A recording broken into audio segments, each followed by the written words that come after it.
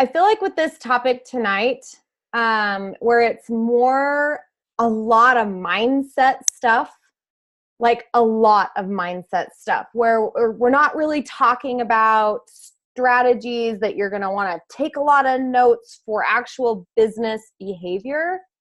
I'm not sharing scripts. I'm not, stuff like that. So I thought, this is more me sharing how I've overcome these things, but stuff that I've learned through workshops, through mindset workshops, other stuff of how to get over fear.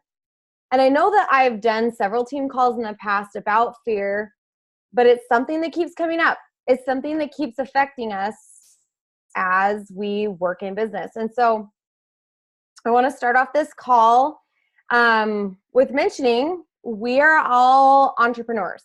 We are all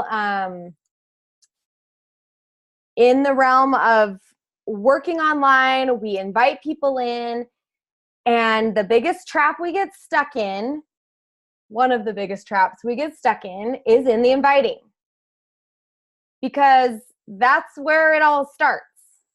We can post our workouts, we could check into our challenge groups, we can lose 50 pounds, and we can do everything we're supposed to do, right? Everything we're supposed to do. But to grow a business, you've got to open the doors and invite people to come in. Now, in other businesses, they send out flyers and they have a big storefront and they have commercials, right? If anyone's like me and you're an NBA fan, maybe you've been watching the NBA, there's lots of commercials, right? Inviting you to go to Wendy's and whatever. We, in our business, this is a personal health journey, we invite people to join us. The only way people come, you're going to get people that comment on your posts. That's great. But if you never go in and connect with them, that's all they'll ever be. And some people sit in this business like, well, there's people like so-and-so and so-and-so, and people are just commenting on all of their posts. People are just coming to them. And you talk to those coaches and they're like, okay, but the reason these people are all commenting is because I always engage. They know that I'm going to engage with them. It's not some magical formula where, Keisha or Paola or myself or whatever, we have some magical thing about our posts where these people are, actually saying something. It's that we've been consistent in talking to our people. So if you're like, well, I don't have a big list, or I'm struggling with inviting, I'm struggling with who to connect to, start with the people that are liking on your posts. And you might say, well, it's the same 5 people every time. Okay, I hear you. And that's where you get to, add a few friends each day and whatnot. But when you start having regular engagement on your photos, you will get more people seeing it. I guarantee you more people will comment on it. And when you go into the private messenger and say, hey, Sandra, thank you so much for commenting on my post today. It really means a lot. How's blah, blah, blah, blah. And you start that engagement with the way social media works, you'll get more eyes on your page. That's just how it works. So, and then when you have a few public posts, their friends see that post and their friends see that post, and it just goes from there. You can't just make an amazing post and then walk away. Sometimes we have to push post and walk away for a second because it was like really vulnerable or something, but then go back and see who liked it and get some engagement on that post. But where I want to talk about is the actual inviting. So you've made your posts. I think everybody on here is posting pretty regularly that I can see. And Paola can maybe verify for her girls. But the fear comes in when we're like, do I reach out to these people? What do I say? How often do I say it? When do I follow up? And we get into all of this stuff that we think is this super important method.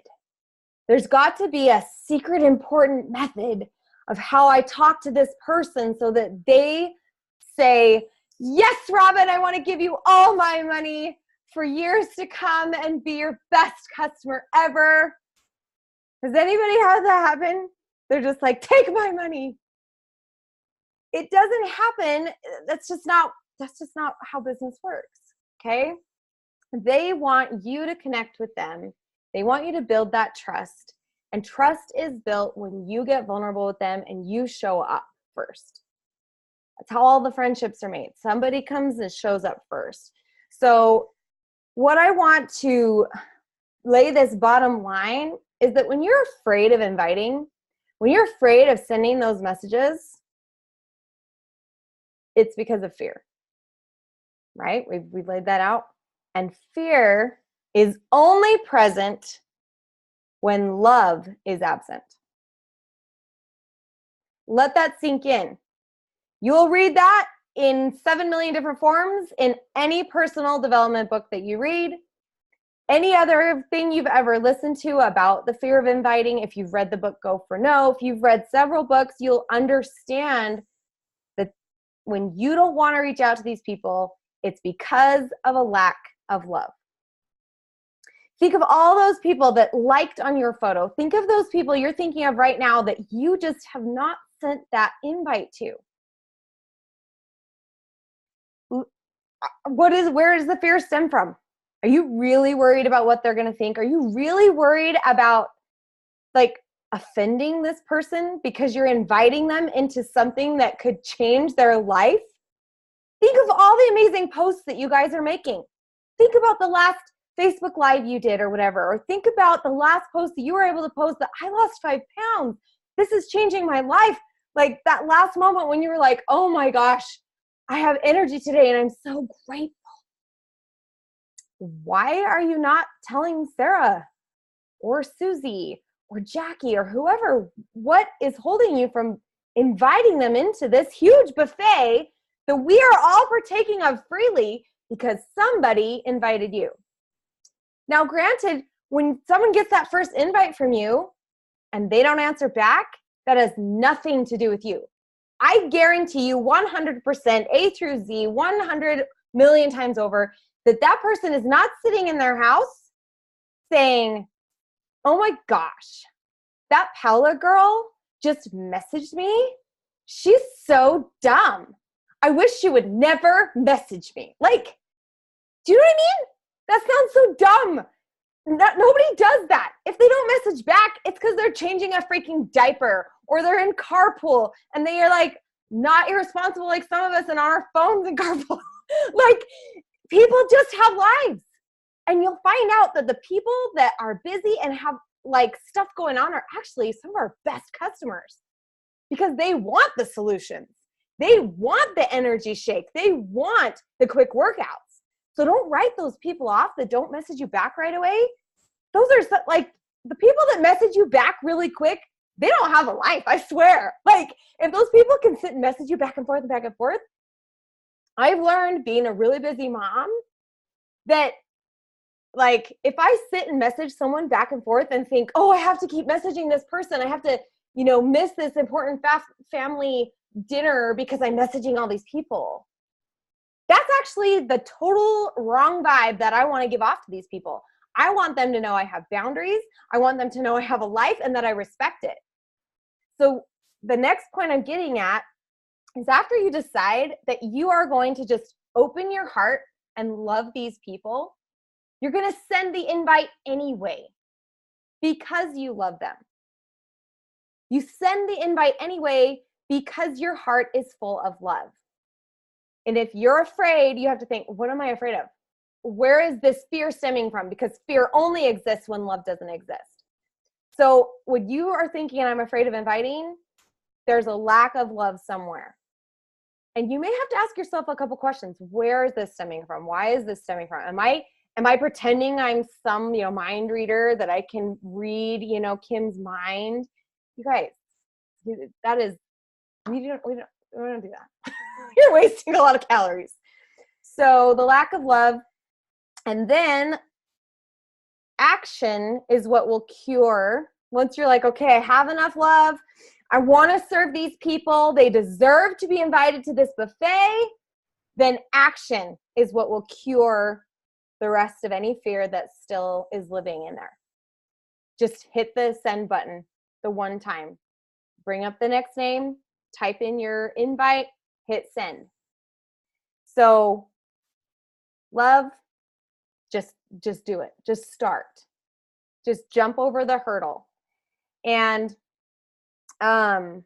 if you want a national wake-up call resource, a couple of weeks ago, Sydney is the girl's name. She talked about how she's like, I just send and say this could bless their life. I don't know what their response is going to be, but I'm sending this message anyway. And to me, I could feel her energy of care and love in there. It wasn't carelessness. She was just taking imperfect action, right? Imperfect action because she loves people.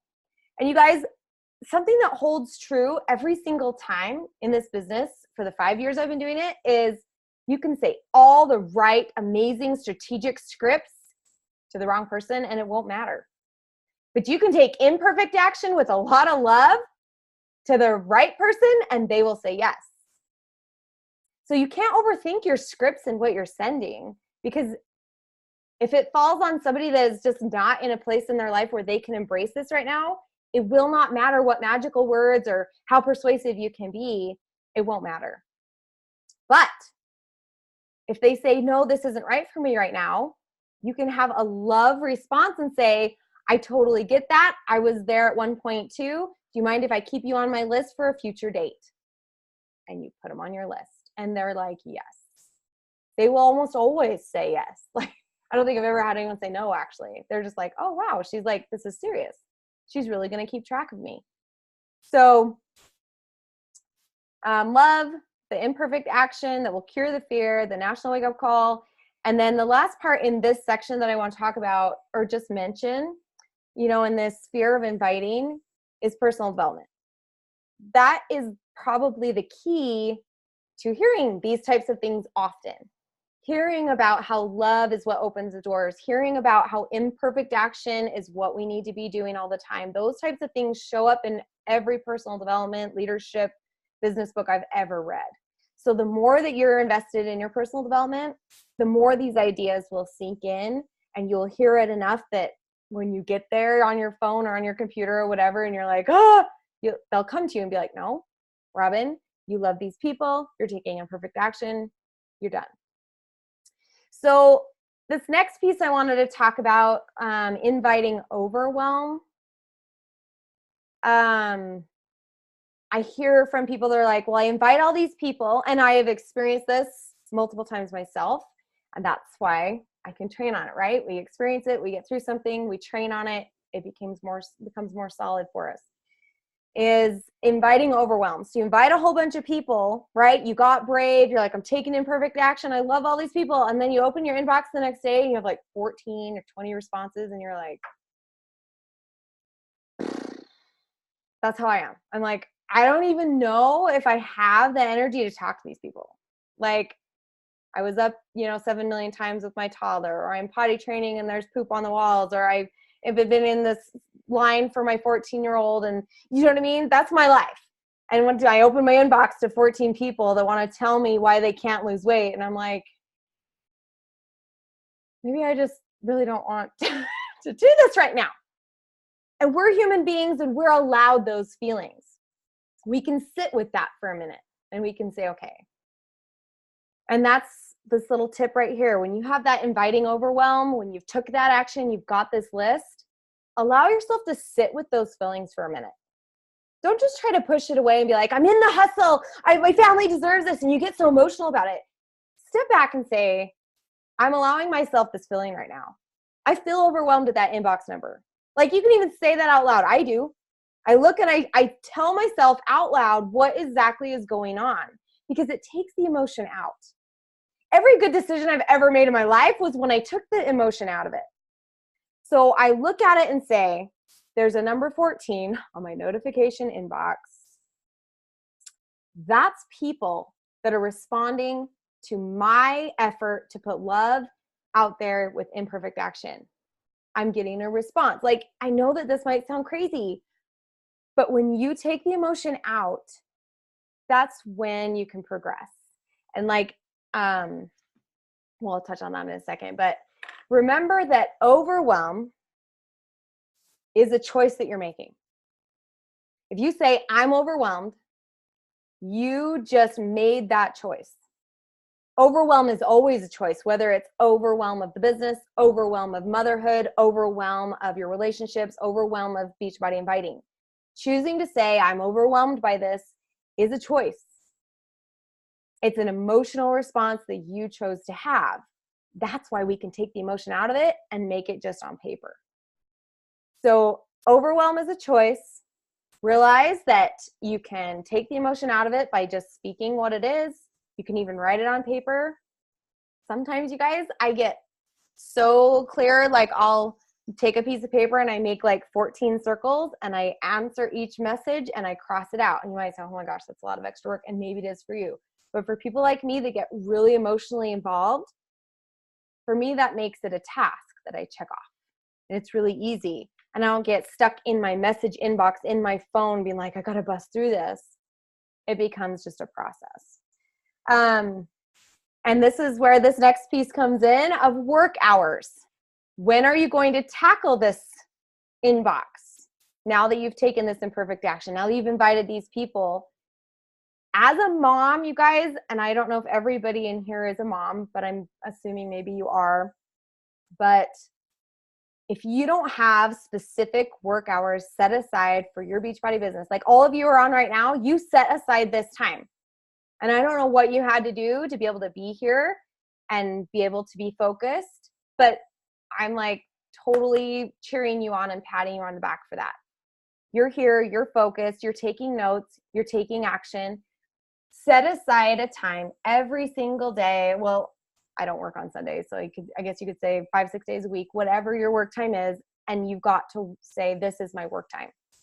This is when my babies are at the sitter. This is when so-and-so's at preschool. This is nap time. This is when I'm, in the line at the dance studio waiting to pick up my daughter for 15 minutes. Whatever it is, dedicate it and say, this is when I'm going to do that.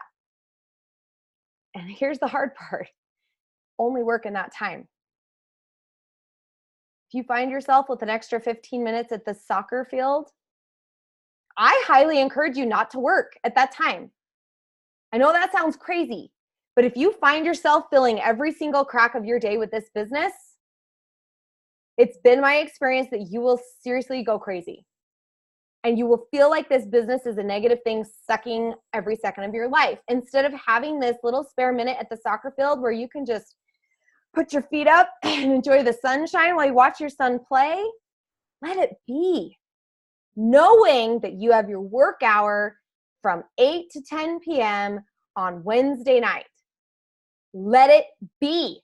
Because then when you open up that inbox at 8 o'clock on Wednesday night, you've been rested, you have had your whole brain, on your family and on your other responsibilities, and you're able to then zone in guilt-free for that work time.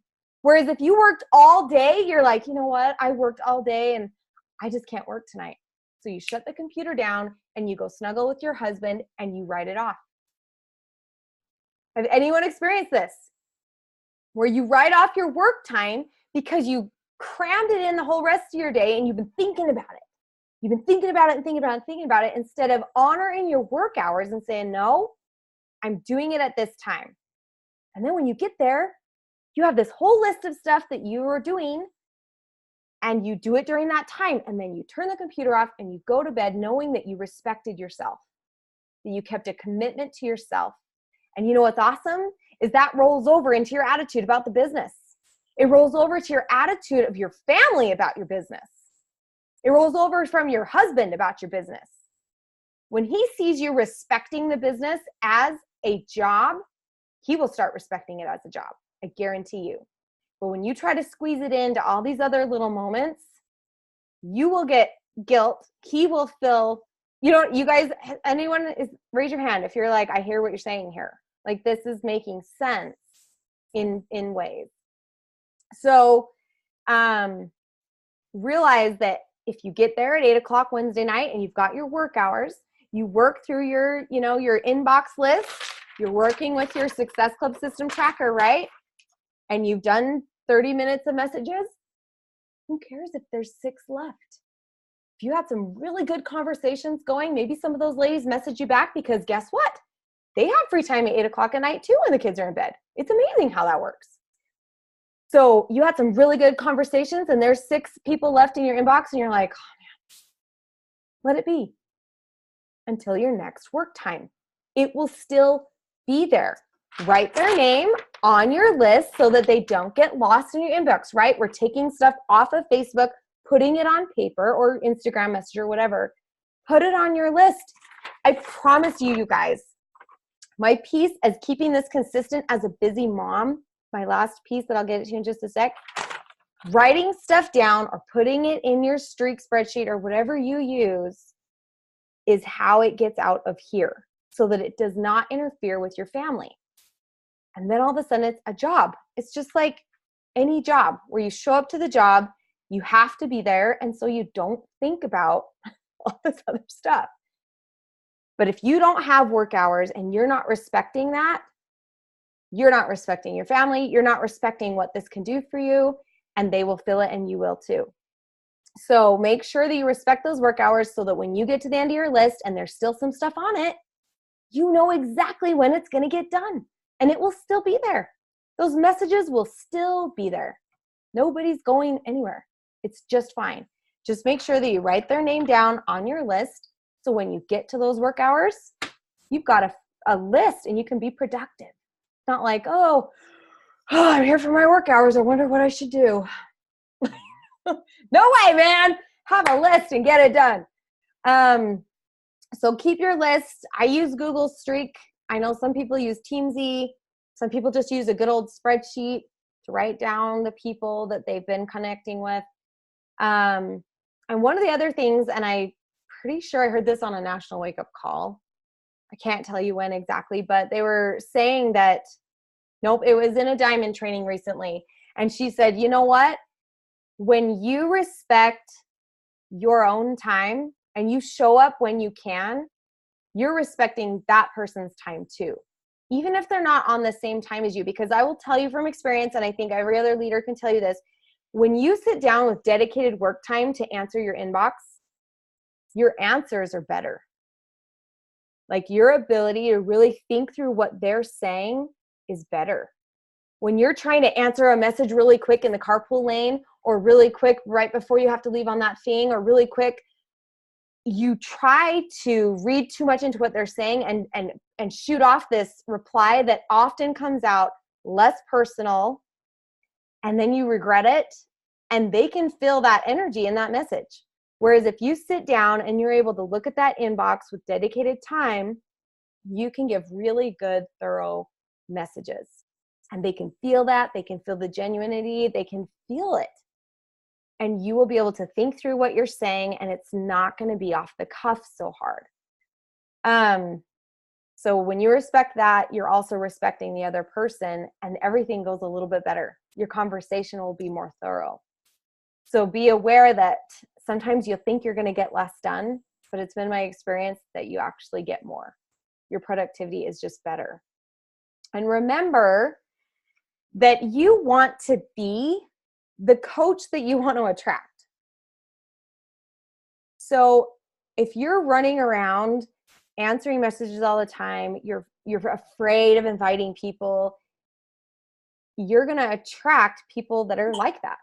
They're going to be very afraid of this business. And so we got to make sure that when you are working this business that you're saying, if someone were to join my team today, could they duplicate what I'm doing?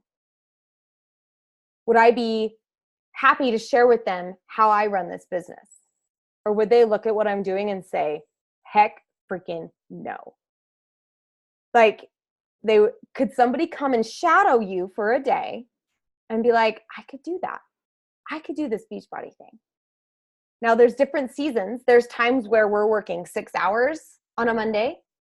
We put our kids at the sitter or whatever. We're working for a big goal. And then there's seasons where it's 2 hours on Wednesday night. The season I'm in right now, I'm working maybe 10 or 12 hours a week. I've been in a season where I worked 25 hours a week. What's beautiful is that we can do that in this business and we don't get fired, you know? But every time I often go to that, when I'm starting to feel frazzled in my business or starting to feel like I'm stressing out, I say, okay, if somebody were to shadow me in my business this week, would I be proud of how I've run this business?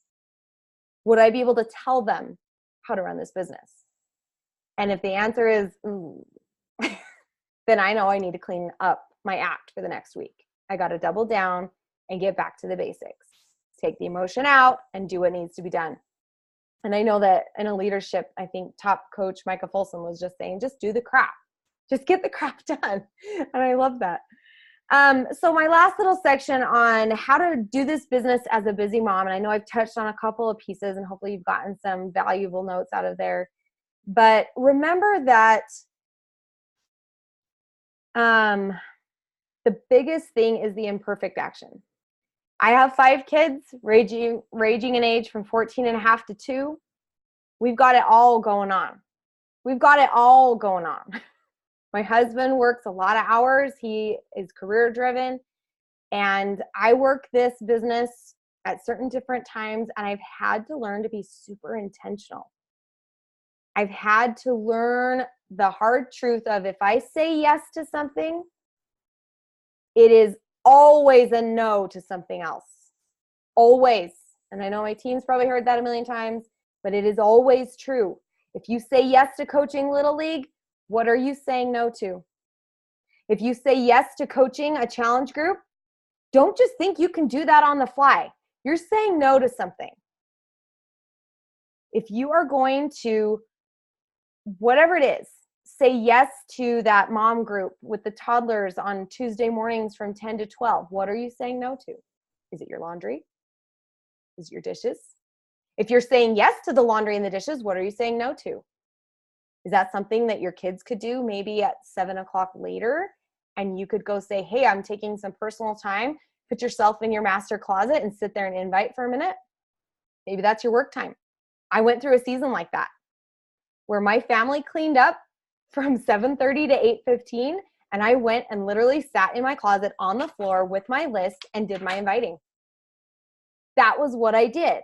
I said no to cleaning my house and said yes to inviting. And I made sure to figure out how that would work. Guys, my kids weren't old at that time. My oldest was 8. They can freaking pick up their socks, you know? Like, anyway, realize you can enlist your family in some of these little tasks. Believe in them that they can do it and they can help out.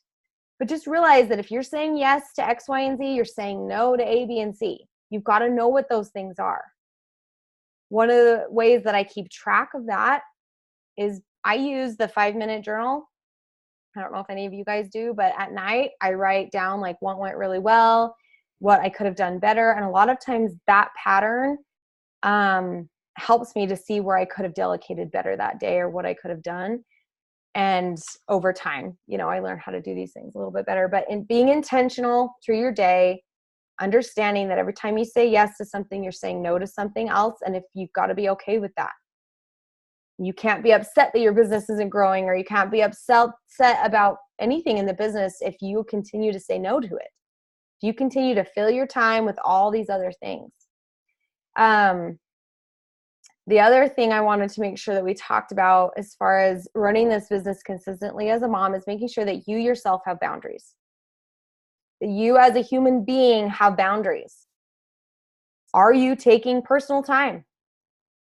When was the last time that you scheduled something just for you that had nothing to do with being a mom or Beachbody? Did you go get a manicure? Oh, I can't spend $20. You can spend $20, you guys, to go and sit there and refill yourself. Are you saying yes to reading that fiction novel for 30 minutes that one night? No guilt. When was the last time you did something that you genuinely really like? Something for you. Make sure that you're doing that stuff regularly. That's part of setting boundaries for yourself. It's not, oh, I'm a mom, so my whole life revolves around my kids. I honestly cringe when I hear that because I'm like, oh, like that gets old real fast. You will burn out like every Sunday, I swear. You've got to be making sure that you're filling your own cup. One of my favorite quotes is, you cannot give from your cup until it's overfilling. The only part you can give is what's overfilling. If your cup is empty, you got nothing for anybody, your spouse, yourself, your kids, no one. If your cup is full and it starts to overfill, that's what you can give to other people. That's the quality. So make sure that you have boundaries set for yourself. If you need to go to sleep at 9:30 and you're out with your friends, you leave at 9:15 and say, you know what, I've got to get some sleep. And they need to respect that. You can respect that. You know what I mean? You get up in the morning and you need a healthy breakfast, take the time to make your healthy breakfast. Any time that you can give yourself what you need, do it. Guilt-free, always. And make sure if you don't have a list of things that bring you joy, make a list. I know that when I went through this exercise about 3 years ago, I honestly had forgotten half the things that I loved. I forgot what my hobbies were. I forgot how much I loved whitewater rafting. There's all these little things that I had forgotten that I really love to do that I'm like, I haven't done that in 15 years. That's nuts. And that gave me an opportunity to look at my calendar and calendar something out. And you know how much motivation that gave me? I had something to look forward to that was going to be awesome. And maybe for you, it's going to the theater with a girlfriend. Maybe, guys, I don't know what it is, but make a list. If that's something you take away from this, please do it. Make a list of those things that light you up and make sure that you're doing them regularly. Calendar them in and do it. Don't get to it and say, oh, I'm not going to go do that massage because X, Y, and Z. You go do it. It'll be worth it. And the more that you do it, you'll get used to it. And you'll have more joy in your life and everything will be better. The last thing I want to touch on as far as the motherhood part, we've talked about imperfect action. We've talked about the personal development, is realize that any time that you feel like you can't do this business, it's not the business's fault. It is that you have limiting beliefs. It's usually self-esteem, self-confidence. Those are the things that allow us to make boundaries. Those are the things that allow us to set business hours. Those are the things that allow us to do that work on Wednesday night from 8 to 10 with no guilt. If you have a lack of your self-esteem and self-confidence, if you have limiting beliefs somewhere inside about how your time is being used, why it's being used, that is always at the core. And be sure that you are asking why all the time. Why can't I do this? Why do I feel this way? And go 7 levels deep. That's the rule of thumb. You say, why am I afraid of inviting? You'll say, well, I'm afraid of what other people think. Why are you afraid of what other people think? Well, because I'm afraid they might think that I'm being too forward. Why do you think people think you might be too forward? Well, because I was afraid that someone was being too forward with me. Why did you think? You know what I mean? Go 7 levels deep, at least. And I guarantee you'll start to find what these little beliefs are. And you know what's interesting? Whenever I've done that exercise, every single time, when I get to my core reason, it seems ridiculous. When I actually get down to my core about why I'm not doing something, it's always dumb. It's something that I'm like, oh my gosh, that stems from this one experience in 2nd grade from that one kid that said that thing. When I asked myself why I didn't want to be a runner, why I didn't want to post on social media that I was running a 5K 6 years ago when I did my first one. And I said, why do I want to do that? Well, I'm afraid I'm going to be like this fat girl on the course. Why do I think that? Because I've seen fat girls on the course and I don't want people thinking what I thought about them. Isn't that horrible? But I was getting honest. And then I went farther and farther and I was like, you know what? The only reason I don't want to be a runner is because in 2nd grade, this kid said that I was not fast and that I was going to be the slowest runner on the track. Ever since then, I've had this little belief since 2nd grade. And I decided that day, that's dumb. That is so dumb. That is the limiting belief that all of this stuff stemmed from in my 20s. That's so dumb. And a lot of times, if you ask yourself 7 times why you're doing something, why you feel a certain way, it's usually not your spouse's fault. It's not your kids' ages. It's not those things. If you go deep enough, it's something inside yourself that you get to learn. And you know what's awesome is when you get to those things and you struggle with it, I guarantee you there's a book about it. somebody else has gone through a journey to figure it out. This book I wanted to share with you guys, The Fringe Hours, is one of the ones that really pinpoints how to be a mompreneur and how to set boundaries, how to feel okay with that journey that she went through. And so that's a really good one. It's The Fringe Hours by Jessica Turner. So if you really struggle with this guilt piece of trying to do this business, I really suggest that book. Anyway, so I'm going to go and read the chat box. Was there any last questions? My calls are usually 30 to 40 minutes. I didn't read them all. You said it was called The Fringe Hours? Yep. Okay, cool. Thank you.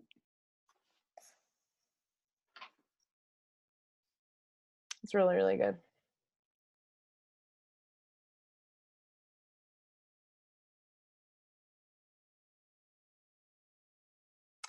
You know, as far as there's some people talking about in the chat, you know, feeling rushed and feeling like Sandra, it was Jessica Turner is the author.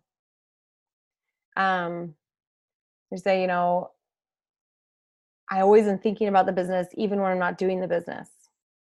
And I would liken that to, you know, our workouts. I mean, how many personal development books do we talk about? They say the best time to get a lot of things done is in the morning, because once it's done, it doesn't sit in there anymore. And I know that sometimes you're like, well, I can't get up any earlier. But if that is the case for you, that you can't at this point, you know, with practice, that's the other thing.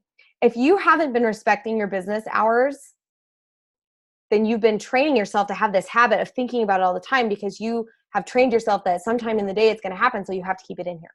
That's a belief you've developed, is that you have to keep it in here all day because you don't know when you're going to work it. That's why that happens. But if you have set business hours and you have a list, all of a sudden it doesn't have to be there. It's like teaching a class. You don't think about that all the time. If you've made your lesson plan, you have everything ready, you just wait till you get there and teach the class. If you have those business hours set, you can turn it off. It's like your workouts. If you know you're working out at 5 a.m., you don't think about your workout all day. You get it done and it's gone. Even if you work out late at night, you're like, okay, I'm going to work out at 8 p.m. You know, it's in there, but once it's done, and you don't think about it until 6 or 7 the next day when it's about coming up. So part of getting that out of your head is having set business hours, and that takes practice. You might have to try a certain time for a couple of weeks and see what happens. And if it doesn't work, try a different time. But that's probably something I could offer on that. Paula, do you have any advice on that? So when I started, I was working full time. So it was very like I had to have set time. I'm going to be honest with you guys, like my first year, I didn't really have people saying set times, respect the time. Like I literally was doing this 24/7 in every crack of time that I had. And so when you brought up, you know, respecting the time, you have to. A lot of new coaches will burn out within like the first couple of months because you're doing it all day, every day, every hour, every moment. And so I did love that you said, if the 15 minutes, you don't have to answer that, like do it now. If you're like a newer coach, do that now. Set those expectations for yourself now. Start those habits now, because they're definitely harder to break later on once you've been doing it for so long. So for me, like I never worked just to work. I always worked off a list. So that is a huge thing. Like you have to know if you're picking up the phone to intentionally work and send messages and respond to messages, like know that you have, like I've never ever picked up the phone and started working without my notebook next to me or without me actually tracking what I was doing. Because then you're just responding to messages and you feel like you even feel more overwhelmed because you don't even know what you just did. in the last like 10 minutes. You just feel like you've been chatting on Instagram, and like, what are you actually showing for that? Like, where did you get in those conversations with those people? Did you send follow-ups? Are they replying? Like, what are you tracking that if your coach were to ask you, hey, how was Friday's invites or whatever, like, what do you have to show for that? You know, like, and if you're not tracking it, you're definitely going to feel like, oh my God, all I'm doing is talking to people, but nothing's happening. Like, nobody's signing up, nobody's saying yes. So it is a huge deal to always, if you're going to pick up the phone, be intentional with, okay, I'm going to work these 15 minutes. And for me, I worked full time for 3.5 years, and then recently like went part-time. So I still work part-time, and I built, you know, a full-time business doing it.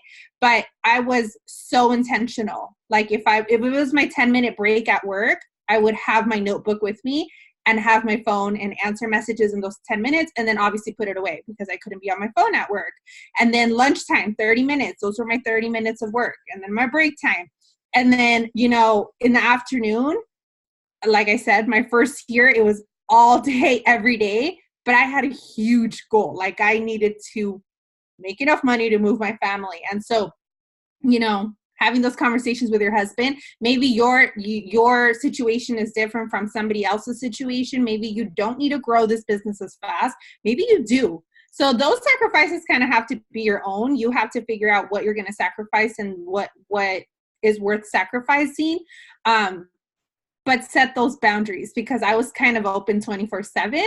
And the first 2 years I would get messages 24/7. And then I felt like I had moments of burnout, and I was like, oh gosh, I don't want my coaches to feel this way. So now moving forward, because I lived through that, like, I tell my coaches, you need to be, you can't do this 24/7. It's going to burn you out, you know, especially because we're in the people business. And like you said, that happens to me all the time. I send out 50 messages, put my phone down, and then the next morning there's 20 messages to respond. I mentally have to be ready to respond and give people my energy. Because if I'm not feeling it, if I don't have the energy, how in the world can I respond to someone who is telling me all this negative stuff? Like, there's no way I'm going to be able to help them get out of that mindset. So don't respond to the messages just to respond if you're not in that mindset, because that person, that will never turn into a sale. It will never turn into a sign up if you're not in the mindset. And I tell my coaches this all the time. Like you said, you know, whatever you say, whatever energy you currently have, and you start messaging someone back, they are going to feel that like there's no tomorrow. So if you don't have the energy to respond at that moment, let it be, walk away, fuel you first, and then come back and answer those messages. Because there. Yeah, they're going to be there, and you'd rather answer them in if you're in a positive mindset, you'd rather be in that mindset while you're answering them versus just replying to reply because you're scared they're going to go somewhere else or whatever the case is, you know, like, they're not going to go anywhere else. They're obviously following you, liking your stuff, chatting with you for a reason. They're not going to go anywhere else. Like, they're going to be there waiting for you. So hopefully that kind of answered that, but nope. I think it's great when we get more than one person saying the same thing. It helps to, you know, verify that really is valid. What we're talking about is really what you need to do. And like she said, I always have like a notebook with me. I have a notebook in my car. I have a notebook in my anyway. And when I happen to be with my phone and I choose to work, I make sure and I screenshot who I'm talking to, you know what I mean? And then when I get home, I go and put them on the list. I never leave anything to just, I'll open Messenger and hope that I see the last few messages that I remember. I think that's rude. Like, that's rude to those people that I would take their time and then not respect their time back. Does that make sense? So anyway, it never works. So take the tips. This business is amazing that we can be so fluid like this. It's such a blessing to be able to work this business how we want, when we want, and be able to develop these types of skills and strategies to be able to work this in our busy lives and be able to make a difference, be able to make income. Such a beautiful blessing. I am incredibly grateful that something like this exists. I am beyond, I don't know. Anyway, so I hope you guys have a good night. And we will see you guys on the next training call.